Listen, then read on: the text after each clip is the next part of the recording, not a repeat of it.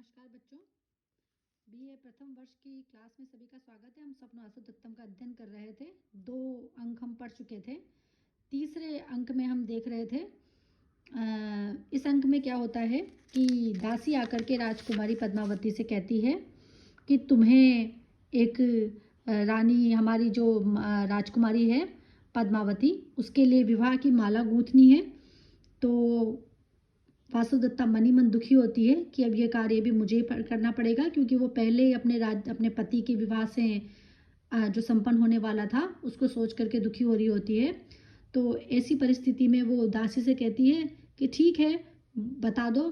तो वो उसे बताती है और बताती है कि इसमें ये औषधियाँ भी गूंथनी है। तो पूछती है कि कौन कौन सी औषधि है माला में गूंथने के लिए। एक होती है सौभाग्यवती रहने वाली औषधि, दूसरी होती है सपत्नी मर्दन। तो वो कहती है सौभाग्यवती रहने वाली औषधि तो मैं गूंथ दूंगी, किंतु ये जो सपत्नी मर्दन नामक औषधि है इसको मैं नहीं गूंथूंगी। तो दासी अचानक पूछती है, सपत्नी मर्दन औषधि वो है जो सोतों का दमन करने वाली होती है, और वो खुद क्योंकि पद्मावती की सोत बनने वाली है तो वो इसलिए उस औषधि को उसमें नहीं गूंथना चाहती। तो दासी उससे पूछती है कि क्यों नहीं गूंथोगी। तो वो कहती है कि वासुदत्ता तो पहले ही जल के मर गई, तो उसकी क्या ज़रूरत है। इस प्रकार से इसमें घटनाक्रम चलता रहता है और वो माला बना देती है। इसके बाद चतुर्थ अंक प्रारंभ होता है। चतुर्थ अंक में जो है विदूषक है जो कि वसंतक है, वो और राजा आपस में वार्तालाप करते रहते हैं। वो एक लता कुंज के बाहर बैठे रहते हैं, वहाँ पर वो आपस में वार्तालाप करते रहते हैं।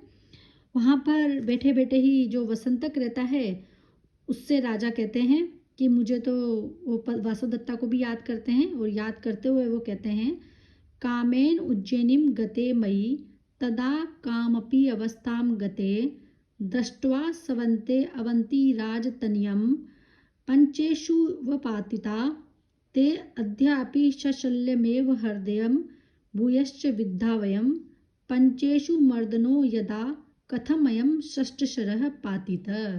वो कहते हैं कि मैं जब पहले तदा उज्जैनिम गते, कि मैं जब पहले उज्जैनी गया था तब अवंती राज तनिया, अवंती राज यानी उज्जैन, अवंती उज्जैन का ही दूसरा नाम है, उज्जैनी की राजा की पुत्री को स्वयं दृष्टवा, अपने आप देख करके ही, कामम अपि अवस्थाम, किसी अनिवर्चनीय अवस्था में गते चला गया था, अर्थात किसी अनिवर्चनीय अवस्था में मैं पहुंच गया था।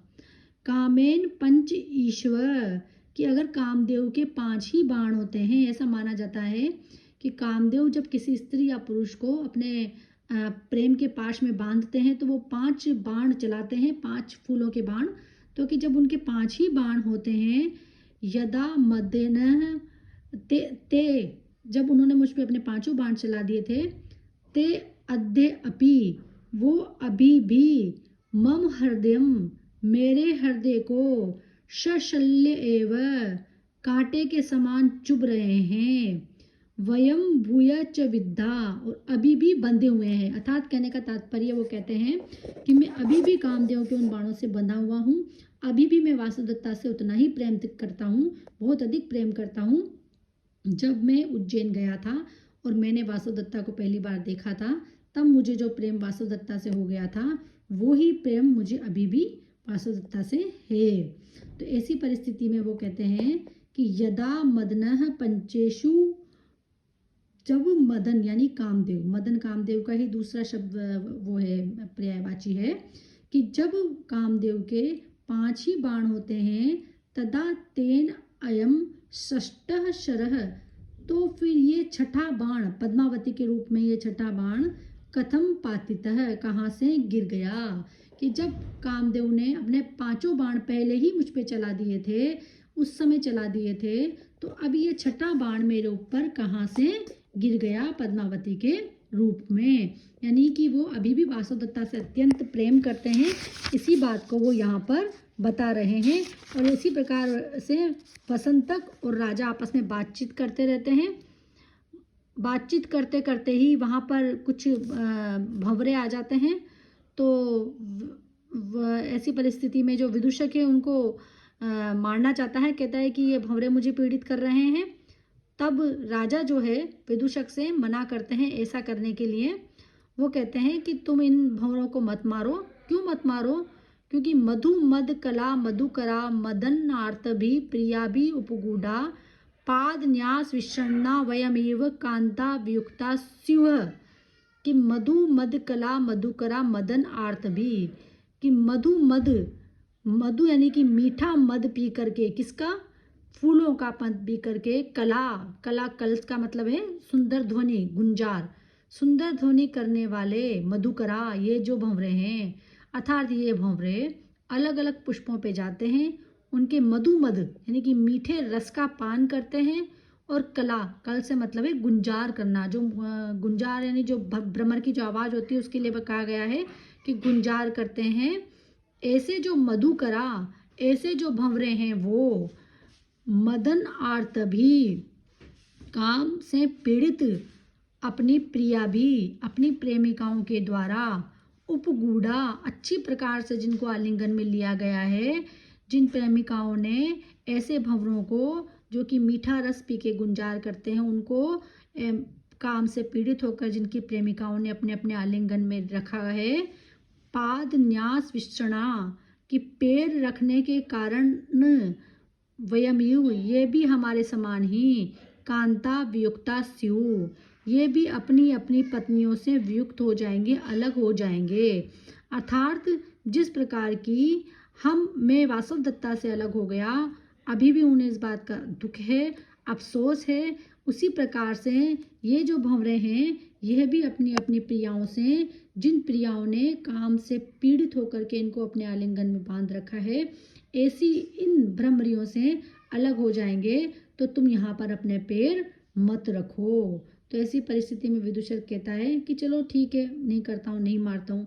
ऐसा कह के वो चले जाते हैं। अंदर लता मंडप है और लता मंडप के वहाँ पे कोई शिला तल रखा हुआ है, एक पत्थर का सा कुछ ऐसे बैठने के लिए बनाया हुआ है। तो वो उसको देख करके राजा क्या बोलते हैं, शिलातल को देख करके, कि पाद आक्रांतानि पुष्पाणि सूक्ष्म च इदं शिलातलम नूनम काश्चिदिहासिना माम दृष्ट्वा सहसा गता। वो कहते हैं कि ये जो पुष्प हैं, ये जो फूल हैं, पाद आक्रांतानि, इन फूलों को देख करके ही लगता है कि किसी ने यहाँ पर अपने पैर रखे हैं, यानी कि पैरों से आक्रांत लगते हैं, यानी कि पैरों के रखने से मुरझाए हुए, दबे हुए से नजर आ रहे हैं ये यहाँ के फूल। कौन से फूल? जो उस लता मंडप में नीचे गिरे हुए हैं, वो वाले फूल। स उष्मम चैदम शिलातलम, कि यह जो शिलातल है, ये जो बैठने का स्थान है, स उष्मम, यह भी कुछ कुछ गर्म है, अर्थात ये बिल्कुल ठंडा नहीं है। नूनम, निश्चित रूप से, काचिद यह आसीना, कि कोई यहाँ पे विद्यमान था, माम दृष्टवा, मुझे देख करके, सहसा गता, अचानक ही चला गया। कहने का तात्पर्य यह है, राजा ये कहते हैं कि देखो वसंतक, यहाँ पर जो शिलातल है वो गर्म है। जब कोई व्यक्ति किसी स्थान पर थोड़ी देर बैठा रहता है और फिर उठ के जाता है तो वो स्थान गर्म रहता है, तो उसी प्रकार से वो शिलातल भी गर्म हो रहा है।